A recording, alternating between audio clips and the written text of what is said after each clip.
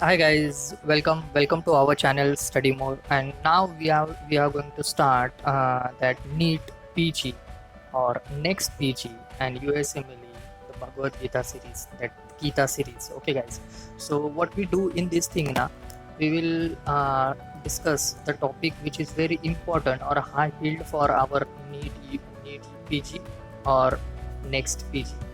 Okay, and USMLE of course.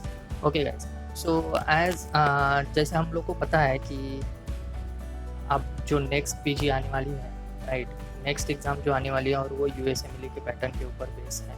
So more और less the clinical question will be ask more. So we have to focus on the clinical point of view. We have to study each and every subject from clinical point of view, right? So this is what we are starting from in our channel also. So let's start. So what is our topic for today? The topic for today is the wrist drop. Okay guys, so what is wrist drop? Wrist drop क्या होता है? Wrist drop ये होता है कि जब भी means पहले तो wrist drop होता क्यों है? Wrist drop होता इसलिए है क्योंकि इसको जो नर्व जो सप्लाई होती है, जो नर्व इनर्वेट करती है मसल्स को, राइट, वो मसल्स काम नहीं करते, राइट. और वो मसल्स काम क्यों नहीं करते? वो मसल इसलिए काम नहीं क्यों करते क्योंकि वो मसल डैमेज, वो नर्व जो है वो नर्व काम करना बंद कर देगी, राइट, या फिर वो नर्व को इंजरी हो जाएगी. सो किस टाइप की इंजरी रहेगी एक्सेट्रा एक्सेट्रा वो हम बाद में देखेंगे, but how the injury occurs हम देखते हैं पहले. तो वो इंजरी जहाँ, जैसे यहाँ पर स्क्रीन के ऊपर देखो मैंने लिखा है कि due to the compression and the injury to which nerve? Radial nerve. Okay guys, so ये याद रखना कि रेडियल नर्व को इंजरी हो गई या फिर रेडियल नर्व लॉन्ग टाइम तक कंप्रेस रहेगी, तब wrist ड्रॉप होने वाला है. What is wrist drop? wrist drop होता है, wrist ड्रॉप में एक्चुअली ऐसा होता है like this is our wrist, right, you all know this is our wrist. So ये wrist को हम, ये फ्लेक्स पोजीशन में है wrist और this is on extend position, right. So एक second. So this is on extend position, right? This is extend position. So in this process we involve two important means one important muscles, means couple of groups where there are extensor groups of wrist and finger. So extensor muscles of wrist and finger, okay, they are involved. Otherwise it will not extend like this. Okay, this will not. So what is this? Fingers are in flex position, this is fingers are in extend position, okay, and wrist is in extend position, and this is wrist in flex position. Okay guys, so ये समझ में आ रहा है आपको? So उस ये wrist drop के अंदर wrist हमारा ऐसे ही ड्रॉप रहेगा. क्यों होगा? बिकॉज रेडियल नर्व को इंजरी हुई है या फिर रेडियल नर्व कंप्रेस हुई है. अब इसको दो और नाम है wrist ड्रॉप को. सो दो नाम क्या है देखो स्क्रीन के ऊपर. Radial nerve palsy, right, because radial nerve को इंजरी हुई है, सो जो मसल्स को वो इनर्वेट करती है या फिर सप्लाई करती है, वो मसल का पैरालिसिस हो चुका है ऐसे समझ लो, या फिर वो काम नहीं कर रहा. सेकेंड उसको वो नाम दिया है सैटरडे नाइट पाल्सी. अब ये सैटरडे नाइट पाल्सी क्यों दिया है? Because in western countries we know that कि उनको सैटरडे संडे छुट्टी होती है. सो वो वहाँ पर एक कल्चर है या फिर जो भी हम बोल सकते हैं कि वो लोग बहुत सोते हैं, मतलब हफ्ता भर बहुत काम करते हैं और सैटरडे संडे अच्छी कैसे नींद लेते हैं, राइट. तो उसके लिए वो लोग जितना भी वहाँ पर एक वीकली पेमेंट सिस्टम है, राइट. सो वो वीकली पेमेंट सिस्टम, वो जितना भी कमाते हैं वो सैटरडे संडे को एंजॉय करते हैं और रात को अच्छे से सो जाते हैं. सो वो जब सोते हैं, सो कभी कभी क्या होता है, तो सोते समय डीप स्लीप में जब हम रहते हैं, तो अगर हम लोग ऐसे सो गए, राइट, हम सो गए ऐसे, तो हम इसके ऊपर प्रेशर देते हैं, राइट. ये कंटिन्यूसली अगर हम प्रेशर देंगे, रात भर प्रेशर है, लॉन्ग टाइम तक प्रेशर आएगा. सो वो रेडियल ग्रूव जो ह्यूमरस पे होता है, उसके ऊपर, उसके अंदर से हमारी रेडियल नर्व जा रही है, सो वहाँ पर उसके ऊपर प्रेशर आएगा, सो कंप्रेशन होगा रेडियल नर्व का. और दूसरी चीज़, अगर शाफ्ट में अगर फ्रैक्चर हुआ, राइट, तब भी ये इंजरी हो जाएगी. So I hope you understood this, why this is called Saturday night palsy, right.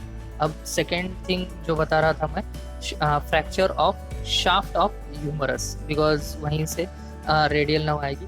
So ये मैंने एक डायग्राम बनाया है आपके लिए ताकि आप समझ सको कि ये किस तरीके से जा रही है। ये रेडियल नर्व आई, रेडियल नर्व का ये डीप ब्रांच है, this is radial nerve deep branch, okay, and this is superficial branch. So ये सप्लाई करेगी सुपरफिशियल एरिया को, right, superficial, this is all the extents and wrist, okay, और ये supply करेगा deep area of forearm and wrist, okay. So इस तरीके से हमारी रेडियल नर्व का कोर्स है। हम कंप्लीट रेडियल नर्व का कोर्स नहीं पढ़ा है, हम बस कंसिडरिंग आवर टॉपिक व्रिज ड्रॉप जो है उसी के हिसाब से हम थोड़ा सा ये देखा है, राइट। अब हमको देखना है कि रेडियल नर्व कौन कौन से मसल को इनर्वेट करती है। सो इसका एक निमोनिक है, बहुत अच्छा निमोनिक है गाइस, कि radial nerve is best, okay. So this best thing we will take out, okay, best. B for brachioradialis, here you can see here, यहाँ पर देखो। सो रेडियल नर्व इनर्वेट्स, और ये बेस्ट उसका निमोनिक है। उसके अंदर का फर्स्ट है ब्रैकियोरेडियलिस मसल, ओके। सेकेंड है extensor of wrist and fingers, जो एक्सटेंशन व्रिस्ट और फिंगर का एक्सटेंशन करेगी, और इसमें का E for extensor, right, and S for supinator. So supinator third muscle है अपनी सुपाइनेटर, और फोर्थ मसल है ट्राइसेप। सो इसके अंदर के ये दो मसल जो है वो ज़्यादा इन्वॉल्व रहेंगे इसके अंदर, राइट।